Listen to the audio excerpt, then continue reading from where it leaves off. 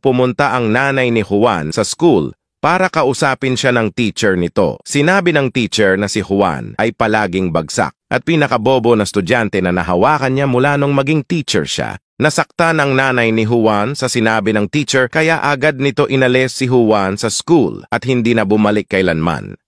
20 years later, nagkaroon ng kakaibang sakit sa puso ang teacher at ang tanging solusyon ay operahan ito ng nag-iisang doktor sa hospital. Ang doktor na ito ang pinakamagaling sa buong hospital. Naging success ang operasyon ng teacher. Unti-unti niyang minulat ang kanyang mata nang makita niya ang isang gwapong doktor. Parang may gusto ito sabihin. Ngunit biglang namutla ang muka nito at biglang namatay. Nagulat ang doktor at nagduda kung bakit nangyari ito. Pagtingin niya sa likod, nakita niya ang kaibigan nating si Juan.